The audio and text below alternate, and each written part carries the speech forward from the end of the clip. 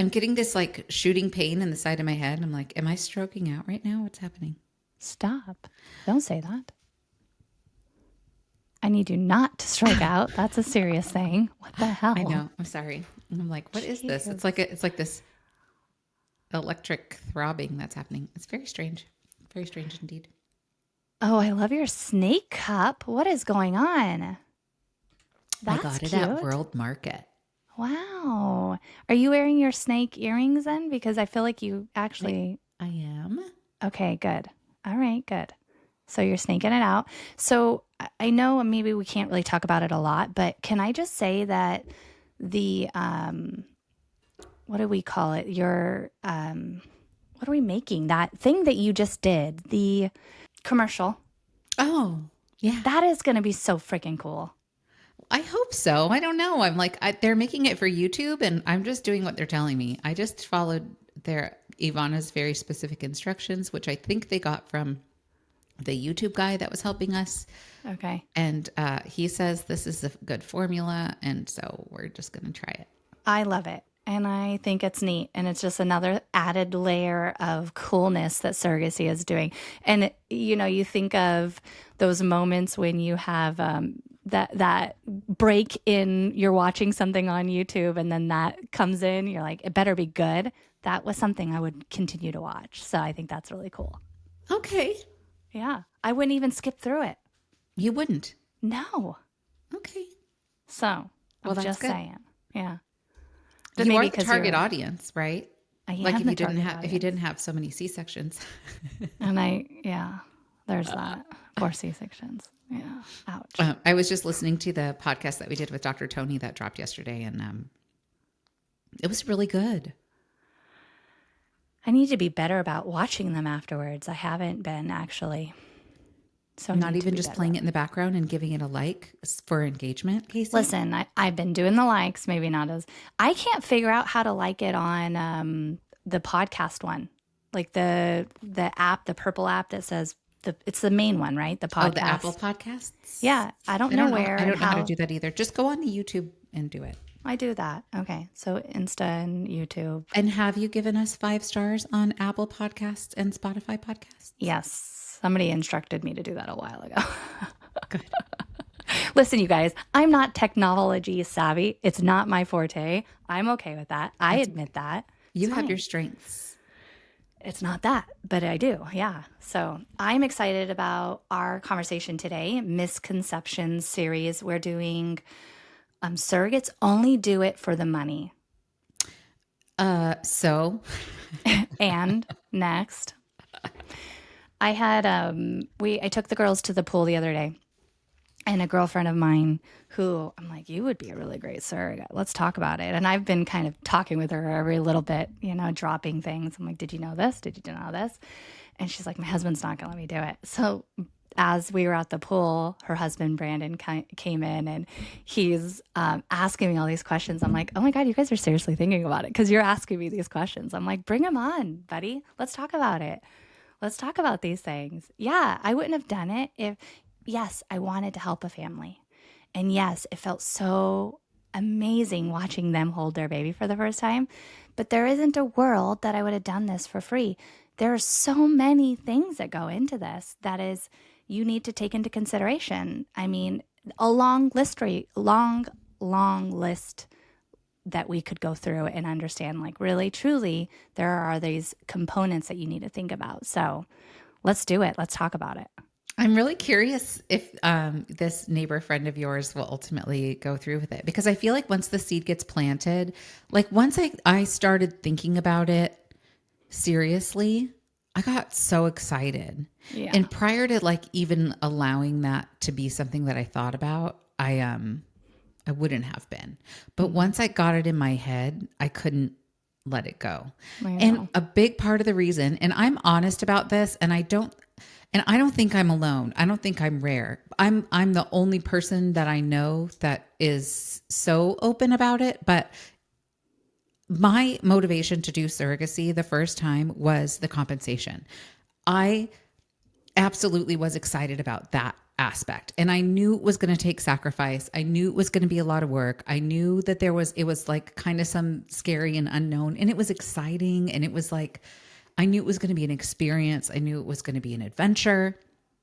But I also knew that there were so many things that I wanted to do in my life at the time that financially I wasn't able to do. And they felt so aspirational, like I'm never going to be able to take a family vacation.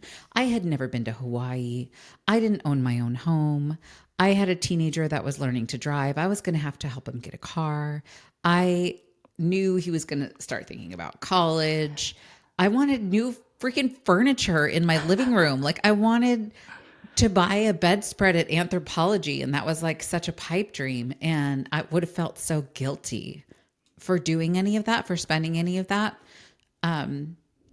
because life is expensive. And, you know, it's not gotten less so. This was in 2015 that I started, and I started thinking about like all these things I could do. My dog needs his teeth pulled, and this is an expensive surgery. My husband needs LASIK, and it's like cash pay. It's not something the insurance covers.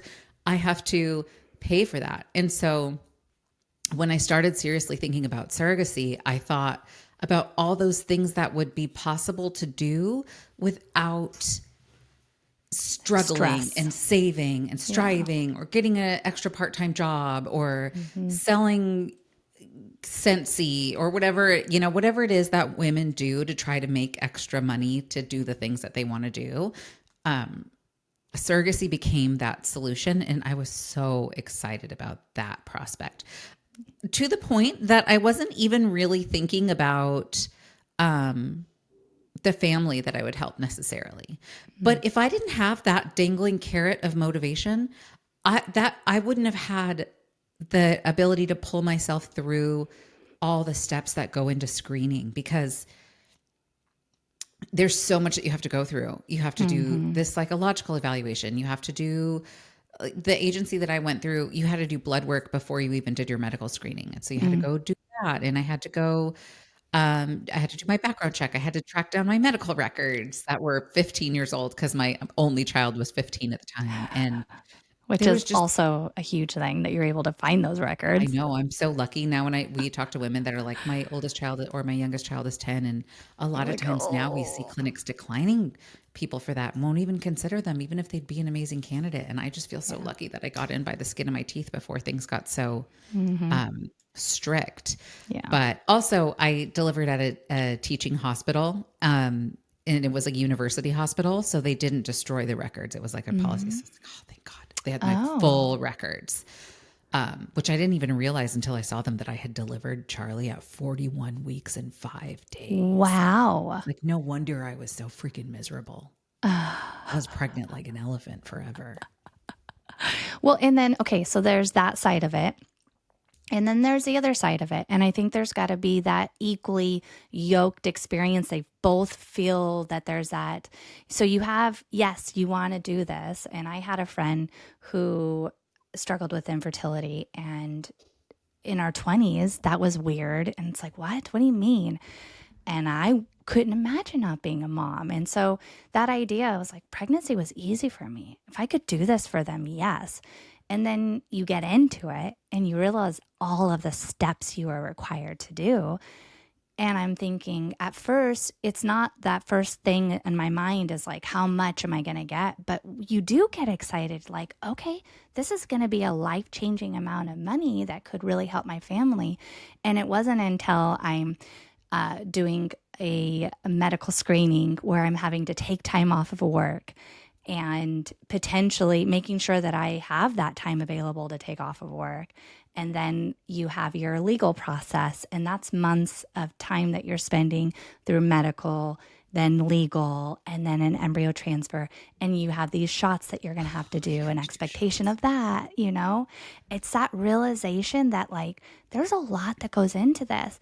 Nobody wants to do any of that for fun. No, It's not fun. It's not free. It's not. And I might not get to ever laugh again without tinkling a little bit after the pregnancies that I've had, you know? I mean, our bodies change after every pregnancy.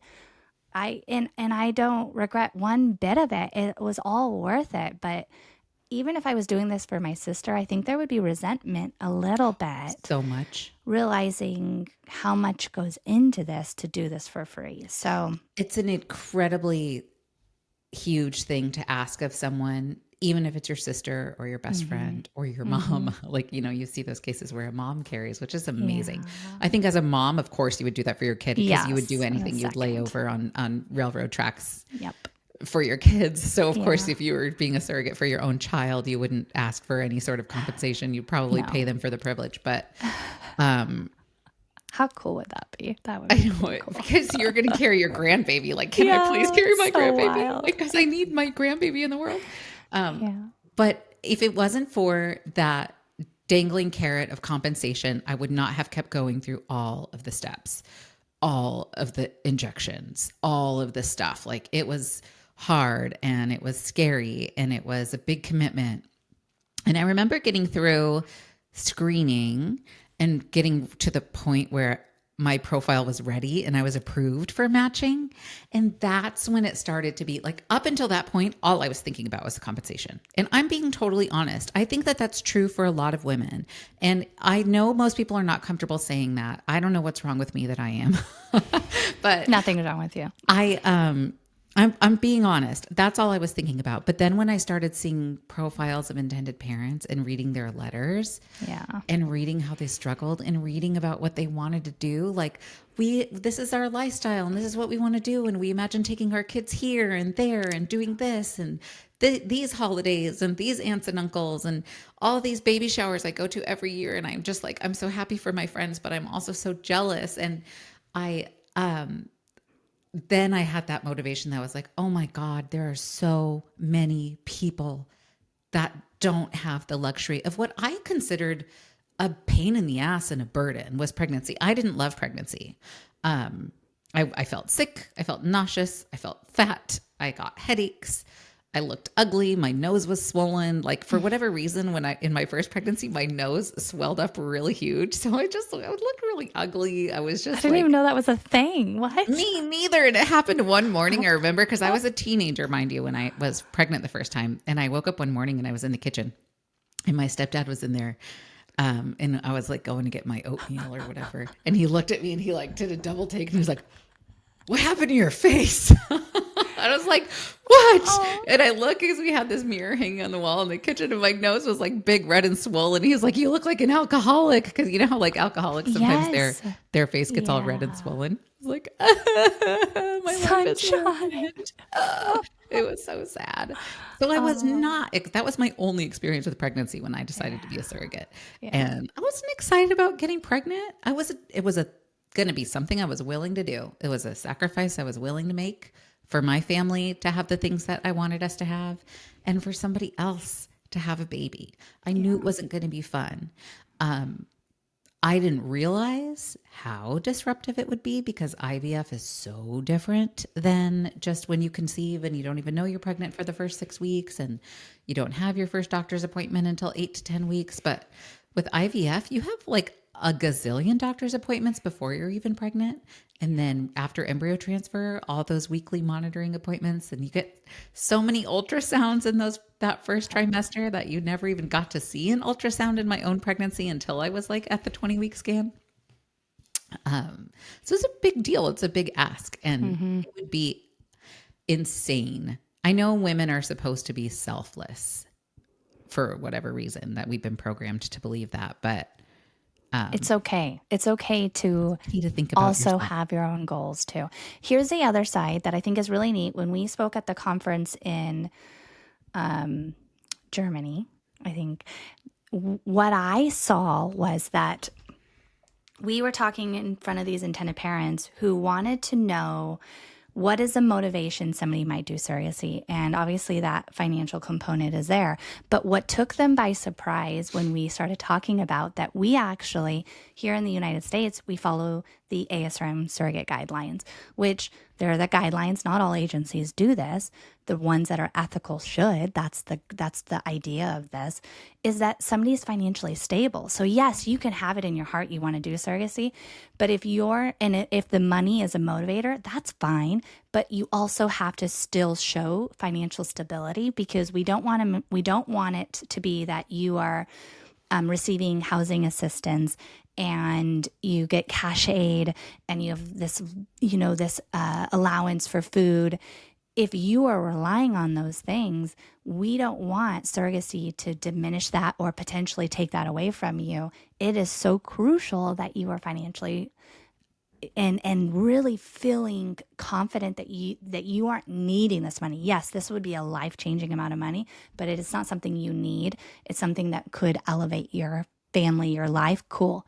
But it isn't something that I rely on to be able to get to the next day of my paycheck, of being able to pay rent, to make sure there's food on the table. So when we explain this to the intended parents, that actually surrogacy is, we want to make sure that your surrogate is financially stable. So we're going to request her pay stubs. We're going to make sure that she is financially stable. Not just is it safe medically, so we're collecting those records, but is she financially stable? Does she got a good support system? Because there is going to be this expectation that she's going to jump through all these hoops, the time that she's going to need to take off for these appointments. Yes, she's going to get compensated for this, but we want to make sure that she's ready from the get-go.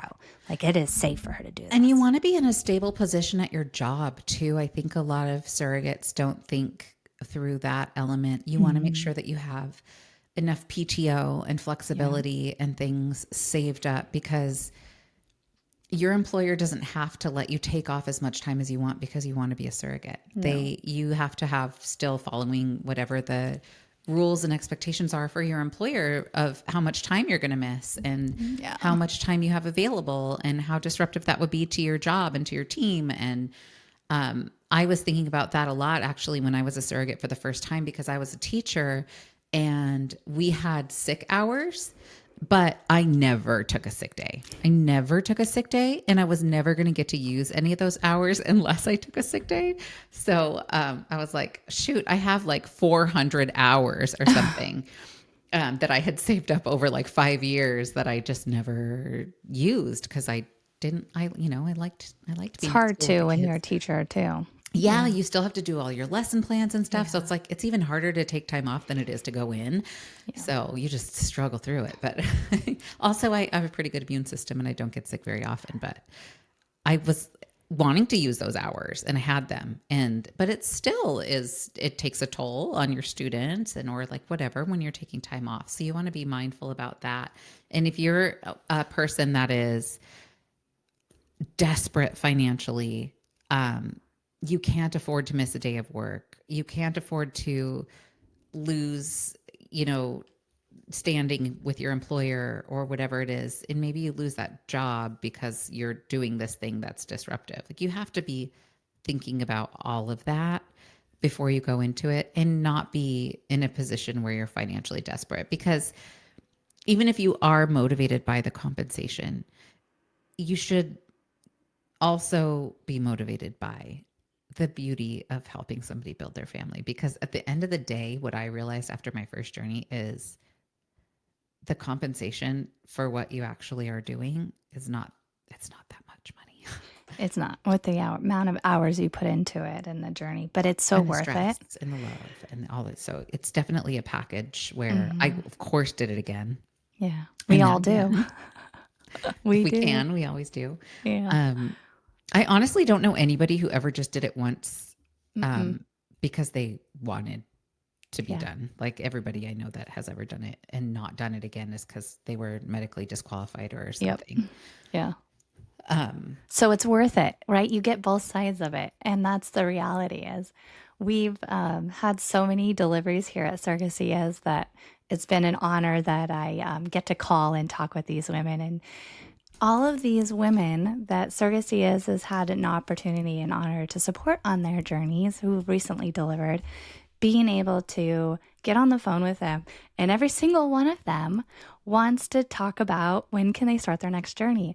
I mean, So my first journey, he just turned 15 on July the 30th, which is wild. And I've got the cutest photos of him. He is so handsome.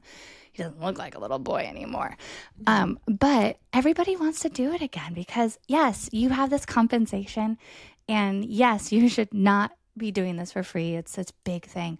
But there's so many more facets to this. Every person who sees these intended parents holding their baby, doing that skin to skin, watching that ripple effect, that impact that you have is so big. My intended parents held my hand when I was pushing and got to hold him and do skin to skin right away. And they kept looking at me and they're crying and they're like, thank you, thank you. And I'm thinking the whole time, like, thank you. I feel like I am this super woman who has this superpower that you feel like you're high almost like this. I don't know what that feeling feels like, but you have this high feeling of like, wow, this is so big. And at the end of my life, those are things that I'm so proud of as I was a surrogate and I got to help somebody. And that's a freaking superpower. It and I got really paid is for it. something that makes you so proud and to see what you're capable of. And I feel like it strengthened my marriage. It strengthened my self-worth and my self-respect and how I looked at myself. From every angle of like who I am and what I'm capable of. It was very cool. Yeah. I remember after my first journey, the thought didn't even cross my mind about doing it again until I had carried twins for one, and it was my very first C-section. So On your first journey, that was your first journey. Yeah.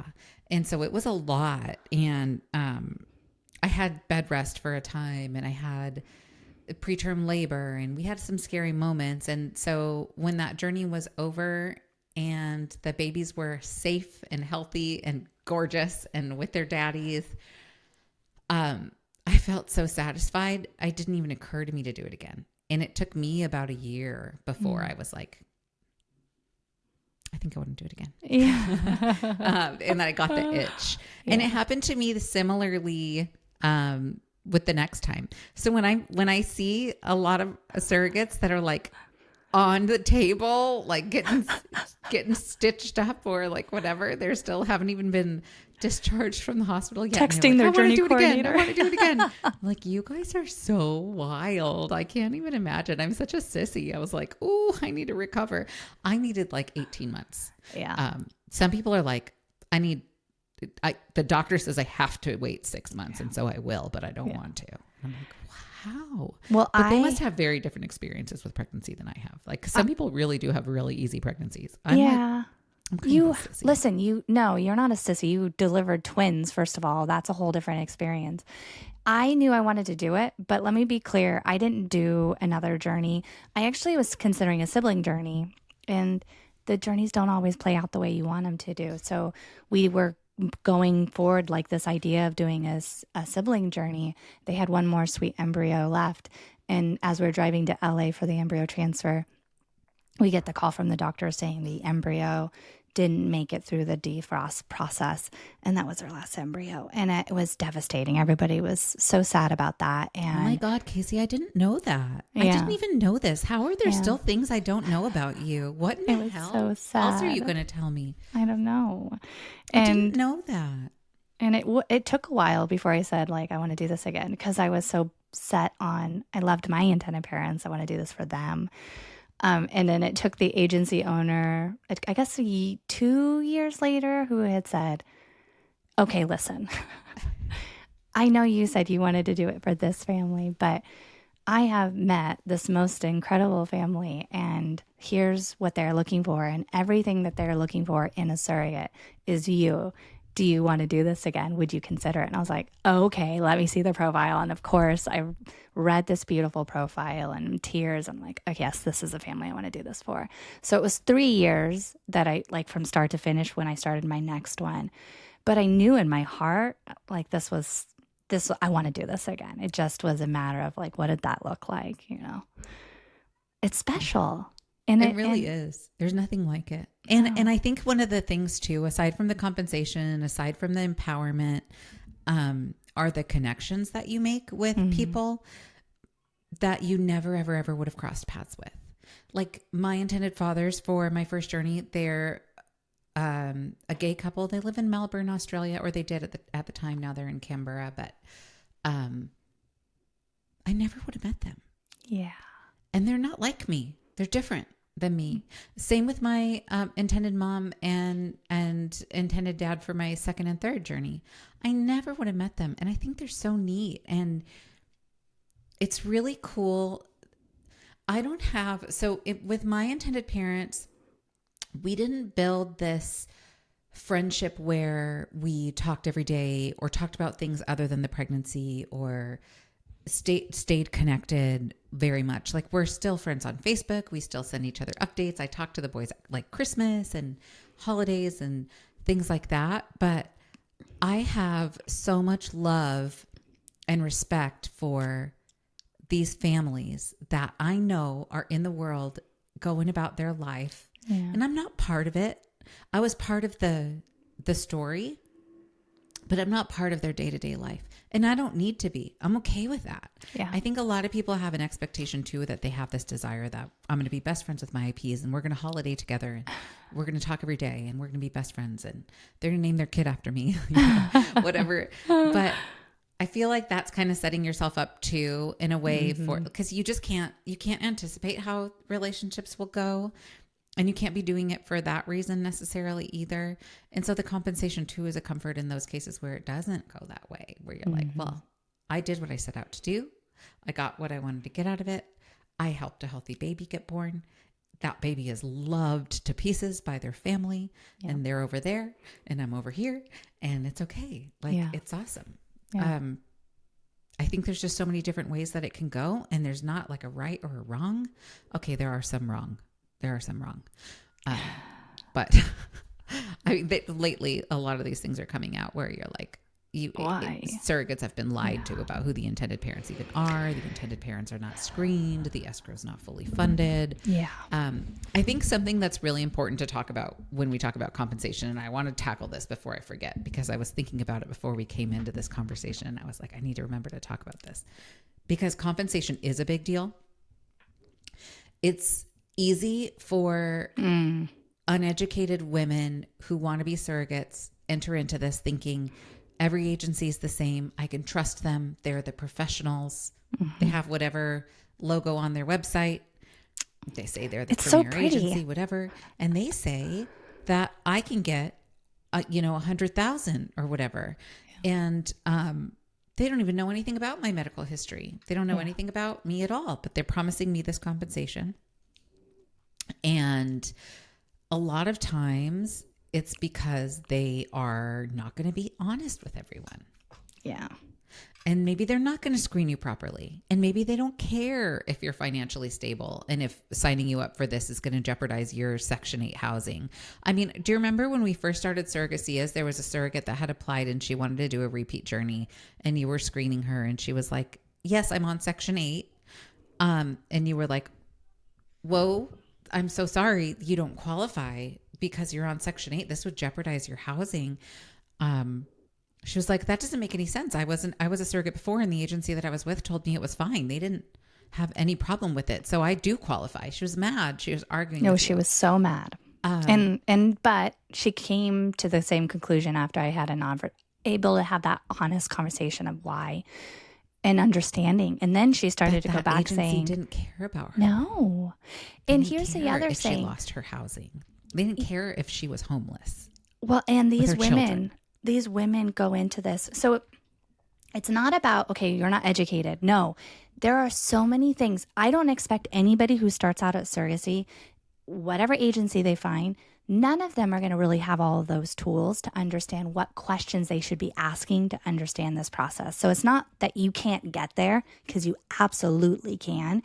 You just need to have the right resources to understand what is going to be expected of you, what is going to be expected of your agency, what is going to be expected of your intended parents for this journey, so that you do end on the very end of this compensated fairly, receiving that compensation, receiving bills paid. medical bills being paid, like those are huge.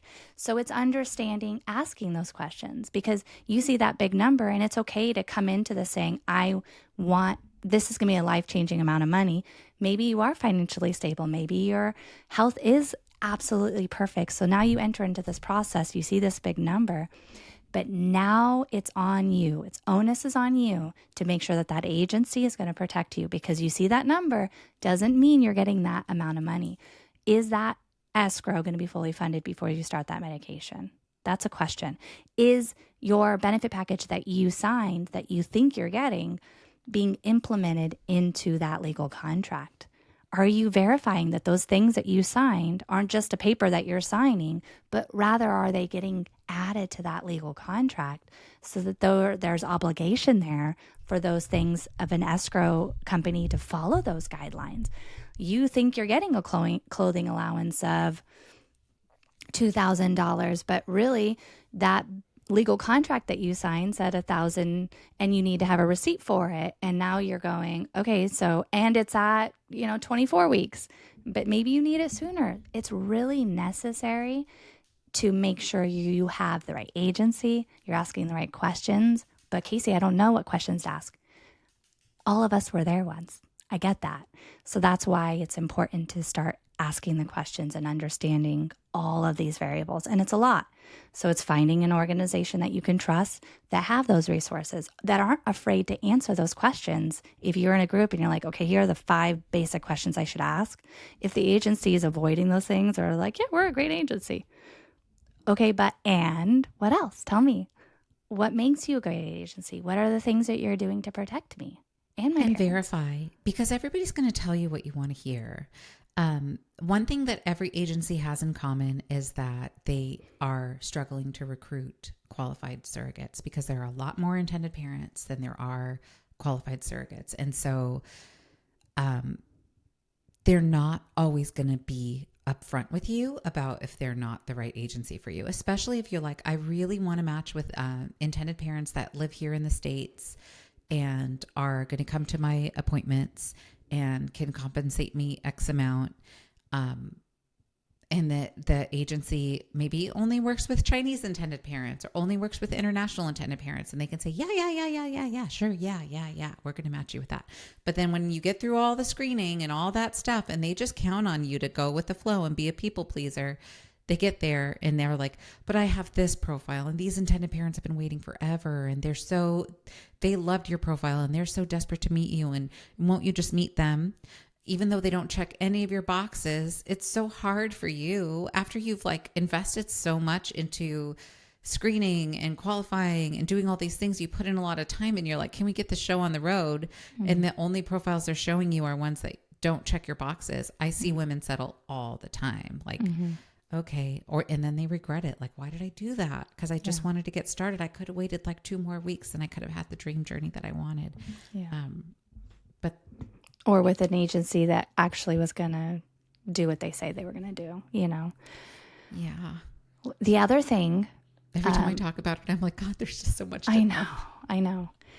Okay, so something when Surrogacy first got started, when we were the advocacy, I always wanted to explain an actual benefit package. What does a good, thoughtful package look like?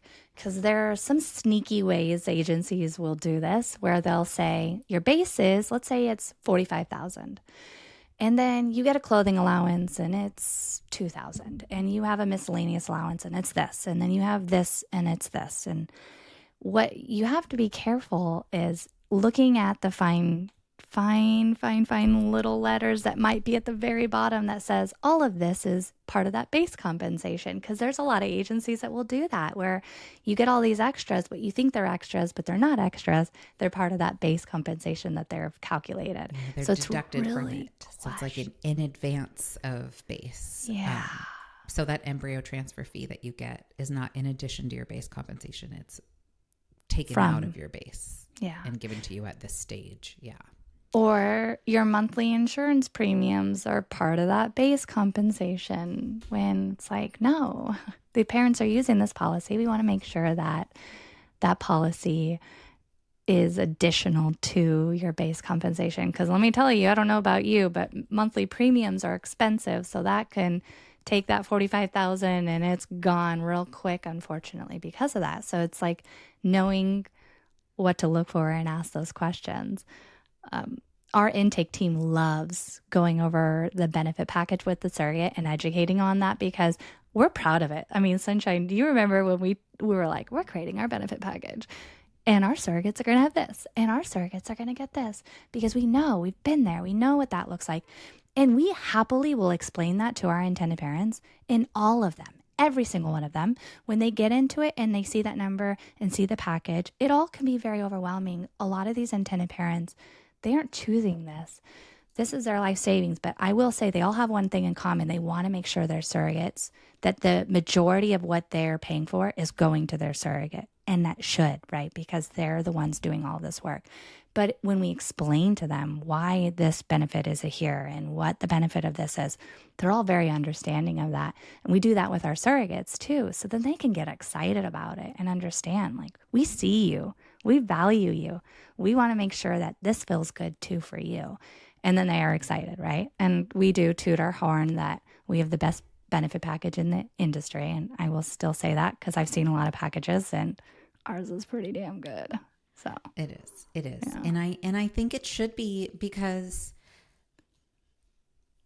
there have been instances when I was working at other agencies where I have seen surrogates agree to a benefit package that was maybe lower than they wanted, but they didn't feel that they had a voice in the matter. And so then as the pregnancy progresses, I've seen little things happen in cases where resentment builds between the surrogate and her intended parents, and she feels like she's not getting properly compensated. And so there have been times where, and it's not justifiable by any means, like I'm not justifying it, but I have seen surrogates that have felt a certain way. And so then they submit some things for reimbursement that maybe they didn't, but they were like, this just isn't enough. And so they're submitting extra lost wages, or they're trying to do little things to fudge and finagle to get more.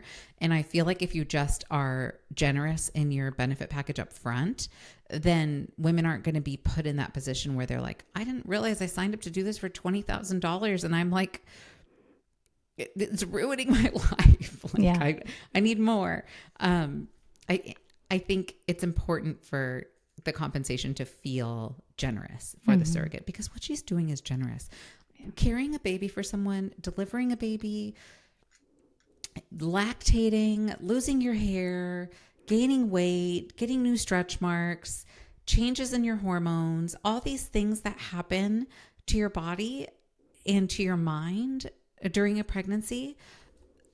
It's a lot. It's a lot to ask of someone, and you should not feel that you've been taken advantage of. And I have heard agencies too that are like, oh, we took this surrogate. I remember we were talking to a certain agency owner, and she wanted to get referrals from Surrogacy as when we were interviewing agencies and considering onboarding agencies. And she was telling us, like, it's kind of like a brag, like a flex. She was like, yeah, actually I had this surrogate who wanted this compensation. And then I showed her this intended parent's profile, and she fell so in love with them, and she wanted to help them so badly that she actually cut her compensation in half, and she reduced it to $25,000. And she was so proud of having talked this surrogate into doing that. But this is a surrogate who obviously, like, if she was that moved by this profile and wanted to help this person, she's probably somebody that gets taken advantage of a lot in her life. And as an agency owner, I was so turned off by that and disturbed that, like, you are not in a position to be recruiting and protecting surrogates because you are not advocating for her.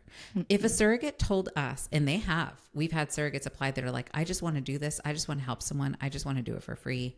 No, we know better that no, you don't. And no, you will regret it. You will. And you'll be so resentful because it takes so much more from you than you realize. It's not something that can be done for free. It's labor. And literally. labor should be compensated. Yeah. Full stop. Yeah. Ooh, something that I do want to talk about is U.S. compensated surrogacy compared with places where it's unpaid or restricted. Mm-hmm. Do you remember when we were on that panel in Spain and we were talking about U.S. surrogacy, compensated surrogacy, and we had the UK surrogates who it's altruistic there, and then we have the Ukrainian surrogates where it's also compensated. The UK surrogates that we spoke to, they were very passionate about it being altruistic, and that was something that was a source of pride for them, that it was unpaid. But when we talked with them more about it, what we discovered is that there is compensation. And they are it's getting like paid. reimbursement for your housing and your, like, there's certain things that so they are compensated, and they do get gifts, and they get gifts of like a big vacation at the end or something. It's not as much compensation, it's a lot lower, but it is a big deal for them, and it is part of the motivation. But what you do notice in those countries is that parents who want a surrogate and are waiting, they're waiting for a very unique type of person who is motivated to do this for altruistic reasons. And those people are rare, but there are also a lot of people who wouldn't qualify in the United States to do surrogacy. They wouldn't qualify medically. They're not financially stable. They're not mentally stable necessarily. Yeah, that was a big one. They're not. Like, they were even saying you can be postmenopausal, you can be bipolar, you can be never have had a child. You can never have ever been pregnant and be pregnant for the first time with somebody else's baby. And those are the type of surrogates that you have access to if you're waiting for an altruistic surrogate. And still, the wait is so long for parents who are waiting for an altruistic surrogate in the UK or in Canada. And in Canada, there's no restrictions on how many C-sections you can have, which is so unsafe for the surrogates. There's the age restrictions are a lot looser. The BMI restrictions are a lot looser. Medication all these things that make pregnancy riskier for the baby and for the surrogate are not restricted. And even then, with those super loose standards, you're not finding enough people that want to do it. Because here in the US, where you're compensated, intended parents are more readily able to find a surrogate because she's going to qualify and she's inspired and motivated to do this because she's going to be fairly compensated for her time and effort.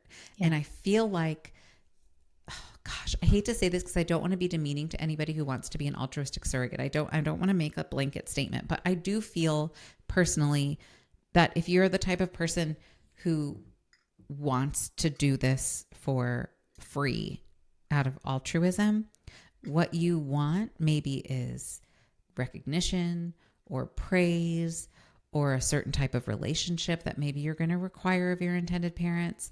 And maybe intended parents don't want all of that. They just want somebody to help them have their baby. Like, it's, I don't know. If you have like somebody that's really needy and somebody that's really like, I need to be the star of the show, I need to be pampered and spoiled, and I need to be told how special and great and wonderful I am every 10 minutes, or I'm going to be mad, or I'm going to be hurt, or I'm going to withhold appointment information from you, or I'm going to withhold this or that because I don't like the way you're treating me and I don't think you're making me feel special enough. I don't know. It just, to me, it just gets kind of, it opens up the door for things to be a lot more messy than when it's compensated, and also a lot more unsafe when you're not restricting BMI, number of C-sections, health history, pregnancy history. Like, and for these parents, they go into this already dealing with so much grief because maybe they've dealt with loss or not even being able to even consider, you know, this idea of a healthy pregnancy and a baby in their arms. Knowing that you can have a fully screened, vetted person who is, yes, excited to do this for you, but there's that compensation piece that's there. There's that peace of mind too, that you have this contract, that you have this understanding of each other. Here's what I expect from you because I'm not able to do it myself. So I expect X, Y, and Z. Maybe you want your surrogate to eat organically, and that surrogate is already doing that or is totally fine doing that, and you're willing to compensate her for that, there's that peace of mind that there's this contract that you're paying her for a service to do and complete a thing that you know she's been able to do. There's been proven success in that. And she's met all of the criteria of those pre-screening items. So there's that sense of confidence too, I think, for the intended parents leading into this process too. And it's not like, well, I'm paying you to do this service, so do this service. But there is that sense of confidence that you're paying for a service that you know the agency has been able to complete and verify, and your clinic has been able to review their psychological and their medical history and those records and make sure it's truly safe for them to do this. So I think there's a sense of peace in it. If I was an intended parent, I would want to know that A, she's being compensated, but that there is this contract. It's a big deal. You're doing this thing for somebody. It's not free. And there are some, there's a lot of surrogacy programs popping up in some third world countries. Yeah, so scary. Colombia, Mexico, you know, all these places where I know I don't know enough about the landscape to know that whatever women are surrogates there are not being exploited. And I would hate as an intended parent to have that worry in the back of my mind. Like, did I exploit someone because I don't speak her language and she doesn't speak my language, and she's only getting $7,000 for this or whatever. $7,000 is a lot of money in her part of the world, maybe, but is she really wanting to do this? Is she really volunteering? Is she really, you know, who she says she is? Like, is it safe? You know, does she have health care that she can go see regular doctors? Like, I know there's so many different variables, and I don't know enough to have really a full opinion, but I know personally I'm thinking, is there an OB that she can go see regularly? What type of healthcare is there that we know that this pregnancy is being monitored appropriately and she's getting nutrition that she needs? And are you going to be able to get your baby's passport and parentage and all those things worked out? Like, yeah, it just feels really risky to me to save money to go that route. Mm-hmm. Yeah. I don't know if there's anything else we didn't cover, but I think we hit it, and I am excited. I know that these topics are heavy, and they can be triggering if you're one side or the other, and you feel like, you know, there's so many variables you need to consider, and it's not one blanket statement to fill up the void of what is surrogacy and is it okay to be compensated or not. I think there's a lot of things that you need to look at personally, and making sure that you found an agency that's going to be able to answer those questions, even for the intended parents too. That financial component's like, well, what am I paying an agency for, and what is she actually doing? It's the agency's job to explain those things, to reassure these intended parents exactly what that compensation is for, so that they understand everything this person's going to go through to get them to the finish line of holding their little baby. So I think that's the key, is just asking questions with intention, and having a list of questions. Start with, it means you're going to do research. It means you're going to go and interview an agency and ask them about their process. Maybe go and Google. ChatGPT is a thing now, right? So ask, what are the questions I should be asking when looking at my agency options, compensation. All of those things are really important in this first step. And is it okay to be excited about helping a family? Yes. Is it okay to be doing this for the compensation? Yes, it is. Yeah, it is. So, yeah, I think that covers it. Surrogacy compensation changed my life. It did. Mine too. I mean, that's just a fact. So, yep, mine too. So here we are. I'm very grateful. I'm very grateful to have had the opportunity to help someone and to change my life in the way that it did. Yeah. With my 3 journeys, that was absolutely life-changing for me, that compensation. It made a lot of things possible for me that hadn't been possible before. And I will always be grateful for that. And I don't feel any shame about that at all whatsoever. Me neither. Happy Friday. All right. Well, happy Friday. Yes, indeed. before a long weekend. Yeah. I'm ready to get this party started. Me too. It's only 3:00.